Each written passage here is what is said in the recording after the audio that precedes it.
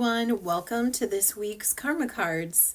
I hope you're enjoying the energetic calm that we're in right now because it is a quieter period. So we're not having as much solar activity this week as we've had in the previous weeks, which might feel like a nice vacation. Some people feel this period and feel the relaxation. Other people feel like they're still processing all that high energy stuff that you were going through. So whichever camp you're in, it's perfectly fine.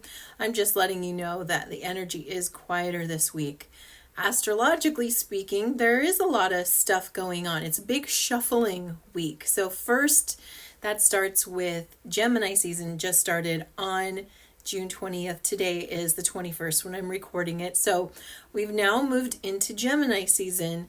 On Thursday, the 23rd, we're going to have the full moon in Sagittarius coming up. So there's a lot of release or relief, like a weight being lifted. Gemini is considered sort of a lighter sign. It's an air sign. The energy is definitely lighter and not as intense or grounded as Taurus. So for those people who are naturally sort of more social or curious, this energy feels like you're right at home. For those who like that grounded, more stable energy, this might feel like kind of like you're getting uprooted a little bit because there's nothing really stable about Gemini. That's not a diss on Gemini. I love Gemini. It's just there's a lot to do, a lot to see, and a lot to learn. And that's the energy that comes through with Gemini season. With the full moon in Sagittarius, it's really about letting go of what keeps you from growing or expanding. So there is a lot to release this week as well. And for those who join me in the full moon in Sagittarius spirit circle, we're going to go deep into that and getting the blocks that keep us from expanding. We're going to bring our awareness to that and help move them out of the way so that we can really allow ourselves to grow and flourish in this very favorable period. With that full moon, there's also some beautiful activations by Jupiter and Venus, making it feel really good. So if you'd like to join me for that, here's the link. You can click in the description below and go there, check it out, join us for the Spirit Circle, and practice letting go of that heavier energy that blocks you from moving forward, growing, and expanding. And along with this theme of shifting, right after the moon is full, a bunch of planets change signs too. So we've got Venus changing signs, and I think that Jupiter actually moves into Gemini not long after that.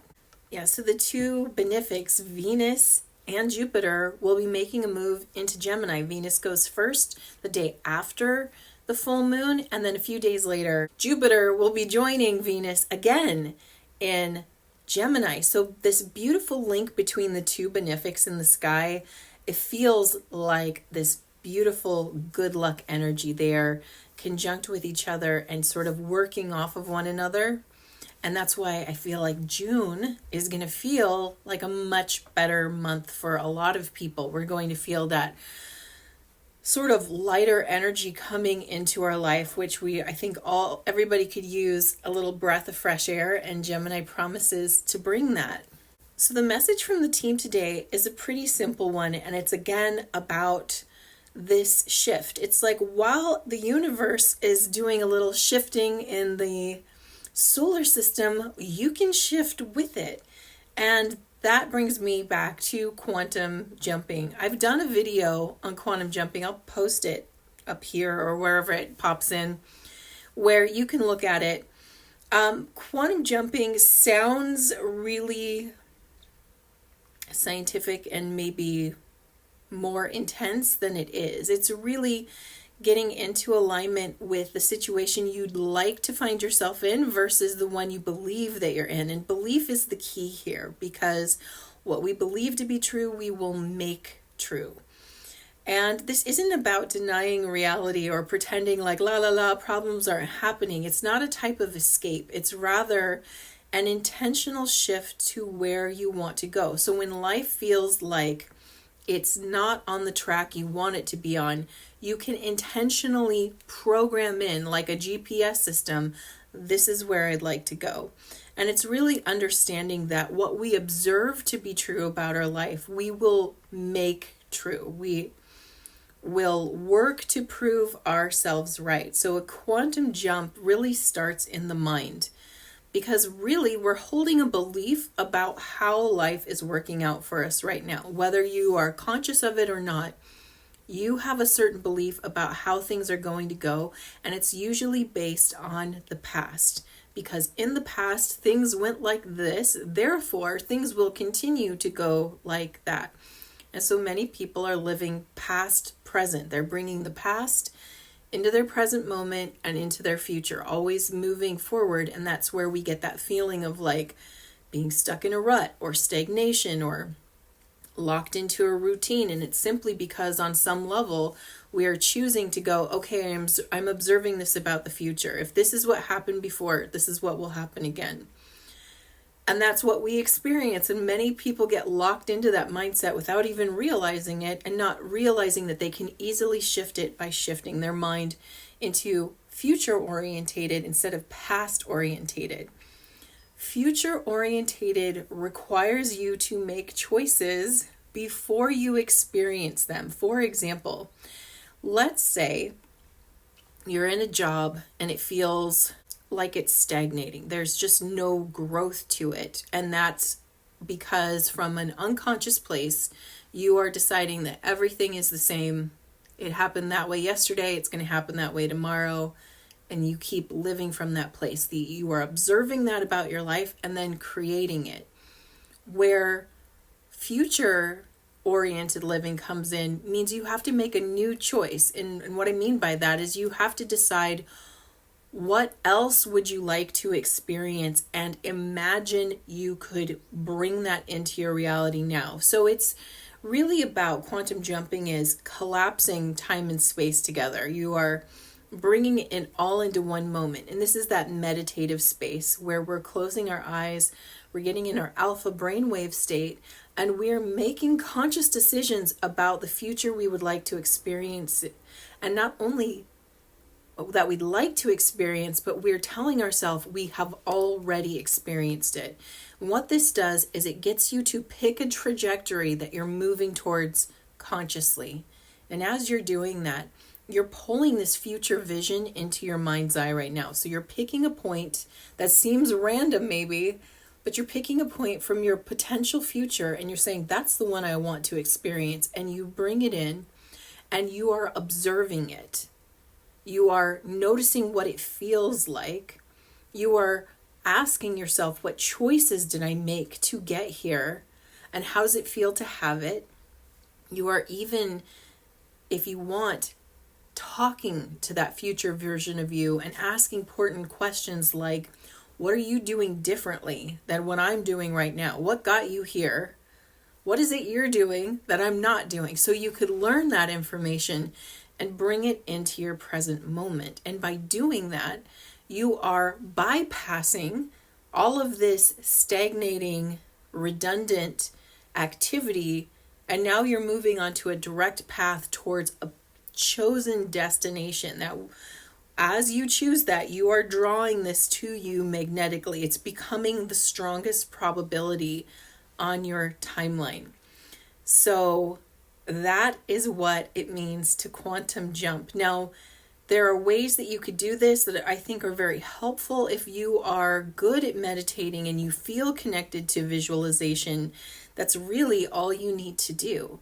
But other things you can do is you can write a list about what the future looks like. You can listen to meditations that would help you get into this space, so guide you into it.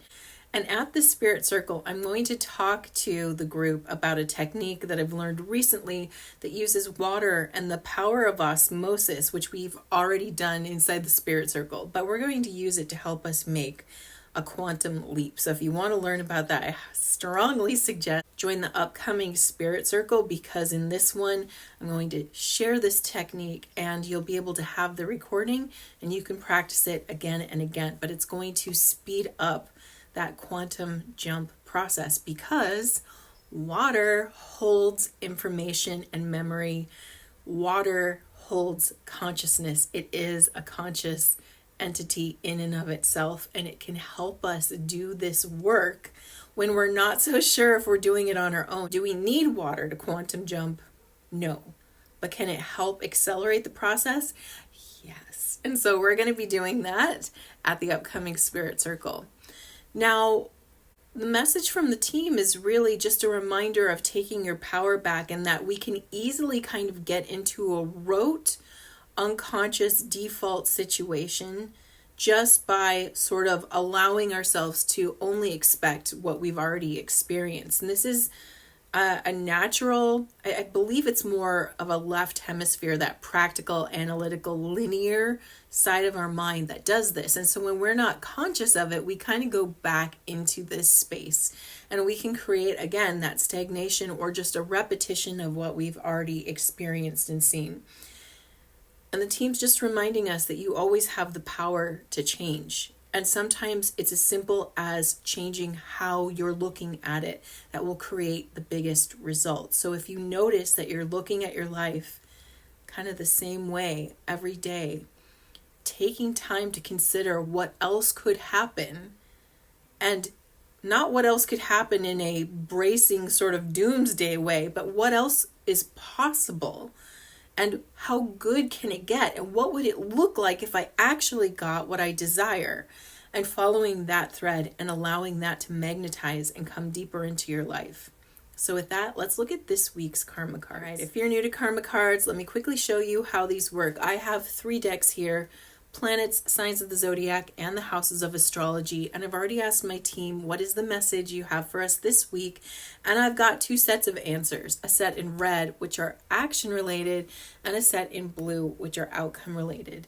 And the way that you play is you tune in with that beautiful intuition of yours and feel what's the guidance that you really need this week. Are you looking for that action related guidance, or are you looking for how things resolve? And of course, you can always choose both. And while you're choosing, let me tell you the timing for this reading. This reading is for May 21st through May 28th.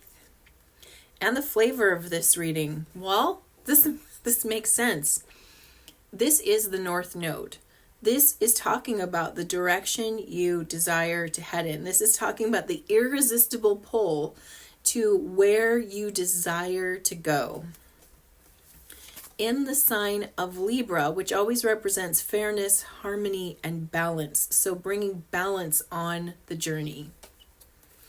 And I believe we had this one last week, but this is the 11th house again, and this is about hopes, dreams, and wishes. So again, your future. 11th house definitely rules the future, and it also talks about groups and friend dynamics. All right, for those who are choosing action, your spiritual action at this time is to have faith in relationships for humanity's sake. This is really interesting. They're saying that this is not to do with the personal relationship, the word relationship is as we think of it, but rather our associations to things. Like, how does this present moment relate to your future or your past? Have faith in how it's connected. And for humanity's sake, because a lot of us, I think, are sitting and waiting for how do things turn out. We forget that on the micro level, we're helping program how things turn out. And it's not just the actions you take, it's the thoughts that you're holding. Because remember, the 11th house reminds us that we're not an individual, we're connected to the whole, and we're impacting the whole whether we realize it or not. And so as we are doing these quantum leap exercises, we can remember our relationship to the whole. So even as we're desiring our specific direction, like where I personally would like to go, in that program, you can also put what's going on for humanity as a whole and really focus in on, this is not only the future for me, but this is the future I see for the world. I always like to put in there, I'm on the highest timeline and all of humanity's there with me, right? We are all together on the highest timeline. So that means that not only is my personal experience working out for me, humanity's experience is working out. We're experiencing the best version of what we could go through, not the worst, right? And I feel like by doing that too, we're amplifying the energy of what we're trying to create, because the universe loves it when we remember we're connected to something bigger and we're working for more than just our own needs, but working on the behalf of others.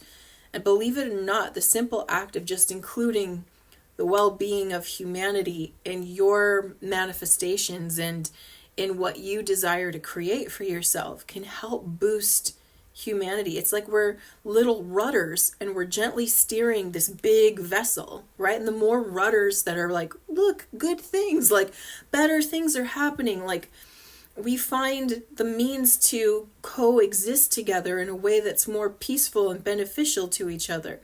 If we're putting those things in there, our little rudder is helping to gently steer that big vessel towards a more desirable outcome. Mental action at this time. Do not worry about the beauty of your hopes and wishes.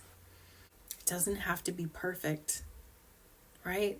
Maybe the beauty is in the details. I'm not sure if that's a phrase or not. That's just all I'm hearing is the beauty's in the details. You don't have to get too myopic in your in the way that you are trying to pull this in for yourself. So I know that detail is very helpful. It gives us information, it gives us clarity, right? But we don't have to worry too much about the fidgety bits and making sure we say all the words, or did I do it right? This is not about, the perfection. It's rather the intention, and the clearer you are in your intent, like I want this to be for the good of all, that's going to help you the most. All right, physical action at this time. Now is the time to do it with your partner and do it for the future. So what they're saying here is this activity works even better in groupings. And that doesn't mean that you have to negotiate your dream, right? You don't have to negotiate it and be like, do you agree that I should want this? No, that's not what I mean. They mean like, do this together, make it an activity. You don't have to tell each other what you're planning, but if it feels aligned for you, and that's important, it's got to feel aligned. If it feels like this person's not going to help create, like, let's say one of you wants to live in a house and the other wants to live in an apartment, and if you're asking for that, knowing that they're probably going to offer counter information, maybe not focus on that, but something you can agree on, right? So I feel like getting tension is clear. So if you're doing it with a partner and you're focusing on the future, maybe have a little discussion about the parts that you agree on, and let the details that you don't, let them either be their own thing. Wow, my screen got like suddenly bright. So sorry if like the contrast just went, wow. They can be their own thing, but you could rather focus in together on something that you're mutually intending together. Like if you're mutually intending to have children, you can focus in on that. Or if you're mutually intending to move into your first home, you can focus on that. Things like that are going to work well together. If it's something that you feel called towards, that feels more personal to you, I feel like that would be better to focus on individually. But if there's something that you're desiring together, this works really well together. All right, so now let's look at outcomes for the North Node in Libra in the 11th house. Spiritual outcome at this time, there will be cooperation to perfect freedom. Yeah, the universe is highly supporting this at this time. And again, you don't have to get full agreement. Like, for example, what I just said about partners, you don't have to worry about that full agreement. Like, let's say we got the incident with the house and the apartment. If you're putting in for the highest good is a beautiful, I don't want to call it a caveat, but a beautiful sort of coverall for if this truly is in my highest good, then let it become. If there's something better, or if there's a route that brings more alignment to the experience I'm seeking, I choose that as well. And so in what you're doing there is you're being more open to receiving what is fully aligned with you rather than trying to get exactly what you want. In this case, though, they're letting you know that there's a lot of alignment between you and a partner, if that's what you're called to work on, or you and the universe, which is your greatest partner. The universe is supporting this right now. It's the perfect time to think about it. We're about to release anything heavy that holds us back. So why not focus in it? We've got the two benefics in the sky who are like, we've got your back. We're here to help you grow and expand in love. And if you're doing it for the purpose of a higher timeline, we got you covered. So it's the perfect time. Mental outcome, success from decisions about associations. So what they're saying to me is, again, what are you connecting from? Are you past oriented and associating what comes in the future from the past? Or are you future oriented, where you are taking this present moment to consciously move in the direction you desire to go in? You will be successful either way you choose. So some people might really enjoy the situation they're in now and be like, why would I want to change this? I want to keep creating what I already have. I'm super content.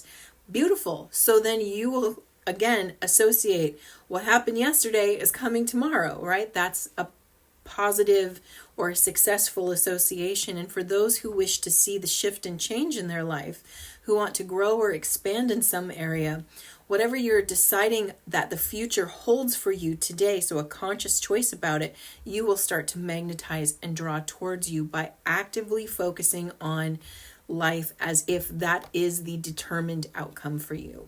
And finally, physical outcome, benefit resulting from the fairness shown by your circle of friends.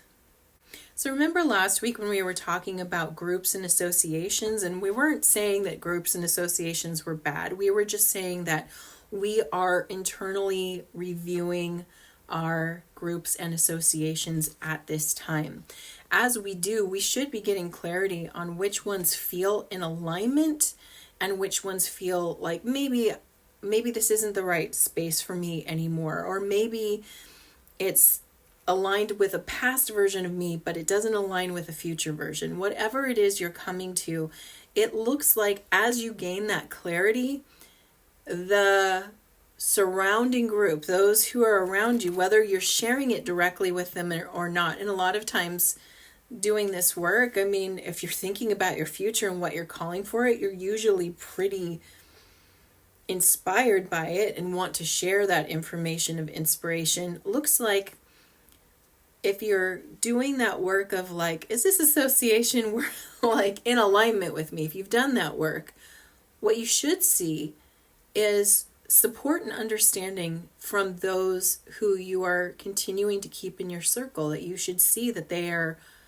holding space for that vision, for like they want to hold that vision for you, and they see that for you, and they don't feel threatened by that vision. That's important, right? So if you're in an aligned grouping, what you should see is a type of encouragement, belief, or support. They want to hold that space for you. They want the best for you. And we know that, this is just kind of general. Yeah, we know that. But it's important that we're paying attention, because there are some people in our life who they're afraid to move forward, or they're afraid if you move forward, they lose you, and unintentionally or intentionally hold you back from growing forward. And so this is sort of one of those points that's going to help you filter who's the ones who are ready to move forward with you, or moving in the same similar energetic direction, and those who are not. And it looks like, depending on that work and depending on your awareness around it, you're going to see those who are really kind of moving in that same direction for you. And again, this is not to say like, so drop everybody else. It's just, I know who to share my future goals with, versus other people where that's not something that maybe is a benefit to either one of you to share, because it creates fear and anxiety in that group, or it makes you feel like you're being held back, right? So understanding that difference and getting clear that there's an immediate support and encouragement from the group that shows alignment. So with that, I hope whatever it is you are looking towards, and again, if you're very content with where you are, continue. You don't have to shift, but many people feel a need to shift somewhere, right? You don't have to shift your entire world, but there's somewhere that's asking you to grow and expand. And we're definitely feeling it this week. And so wherever that is, I'm sending you so much love and so much support that you can do this. You have that much power in your life that you can tune into that timeline that feels the most aligned to you and that outcome that you desire, and start telling yourself, that's my trajectory. I am coming from that place. I'm bringing the future into my present. And the more you do it, the quicker that becomes the reality you're experiencing. So with that, I'm giving you a big kiss. Mwah.